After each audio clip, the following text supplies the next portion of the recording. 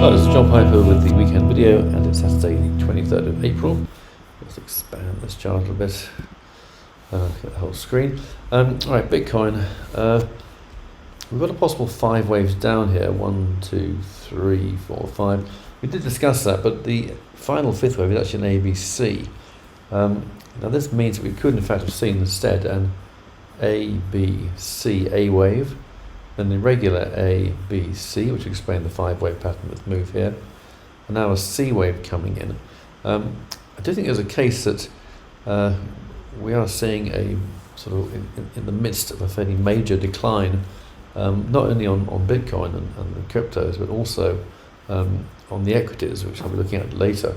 In fact, this is a theme I'll probably be coming back to in this particular report. I'm actually selling quite a lot of stuff at the moment because I'm buying a property in Tangier. Also selling my flat in on the Costa del Sol. If anyone's interested in the apartment on the Costa del Sol near Mijas, do let me know.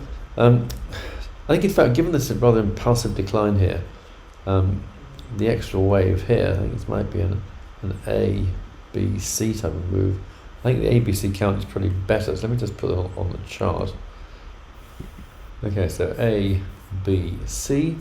The A wave took us from about 48,000 down to around 39,000, so let's say $10,000 for ease of calculation. So 10,000 give us a target around $32,000. So another 4,000 or 5,000 points off Bitcoin. Might see the end of a fairly substantial correction and a great buying opportunity, I would think. So have a look at the chart a bit longer term. A longer term looks a lot more savage with a much bigger decline, obviously of 68,000. So we've seen the A wave down to here, and the B wave to there. So although this could be an ABC, it may more likely be a 5. So i.e. a 1, a 2, a 3 wave decline, and of course the target for this big decline, ABC, is nearer 20,000. So yeah, we'll have to see how that works out. But I think if we start to see an accelerated decline, let's go back to that decline rather than one with the larger pattern. This is actually a 1 wave, so it'd be 1, 2, 3. That might be a 4 in fact, with the 5th wave coming in now. Then a 2 wave, perhaps bounce, and then a pretty savage 3rd wave decline. I think that may fit the picture better, really. I mean, I do feel at the moment that things are looking fairly unpleasant worldwide, and Bitcoin seems to be leading the way in some sense. Let's go on to Ethereum. Right, looking at Ethereum, from this peak here, we've got the A wave, irregular B, A, B, C, B, making new highs. This looks as it could have been complete. I mean, C equals A was here, so it looked like we could have seen the low. We then saw 5 waves up, that was encouraging. But this decline here is raising a few question marks. It's pretty sharp, and it's gone further than I really wanted it to for a correction. So I think we may be seeing, as with Bitcoin, another leg down. So either an A, B, C, or maybe an A, B, and a 5-part C, but a target around 1600, 1800 if this continues. This may need to be revised. These things aren't written in stone, obviously. So have a quick look at the decline we've seen more recently. It does look pretty impulsive. You've got 1, 2, 3, 4, 5. Another irregular A, B, C, perhaps. Yes, I think the downside does beckon at the moment. It does look pretty negative, really. So that's my current expectation for these markets. All right, no change really on gold. We've got this A, B. This looks impulsive again, so the C wave decline, and we C equals A down here at 1820. But that may not hold it. I'm not sure. I think we're in a major sell-off at this point. People are cashing out, I think, looking to preserve their assets out of the markets, waiting for signs that the lows come in, perhaps. And it's difficult to predict these things with accuracy, but ABC is 1820. Maybe that'll hold it. I'm not too sure. But if this becomes an accelerated decline, we have got a possible 5 here. For example, we've got 1, 2, 3, very small 2, 3, 4, 5. So it could be a 1. This could be the beginning of a 3, in fact. So again, the same kind of counters on Bitcoin and Ethereum. I think gold is in a much better place in many ways. It is a classic store of value in difficult times. So, the ABC may suffice, but there's no guarantees. But I think certainly we've got further to fall at this point in time. Same goes for silver. We've got the A, and there's no sign of the 5 there in A, B, C pattern for the A wave, A, B, C, B wave. But this could become a 5-part C. We've got pretty impulsive 1, 2, 3, 4, 5 already. Gone a bit further, in fact. A equals C around 20, but again, I'm not sure that's going to hold.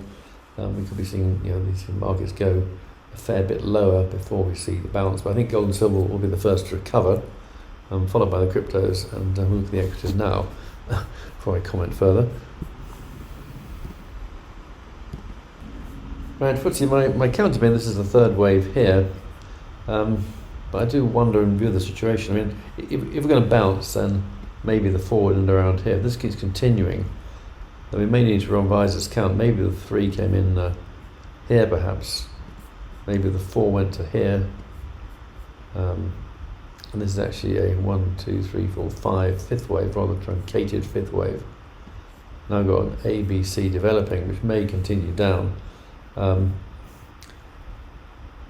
That count may need revising, but if this is truncated, if this ends, this decline finishes pretty quickly, and we get a decent impulsive move up, then I would revise that. But at the moment, I have concerns that this may continue further than I would have expected previously.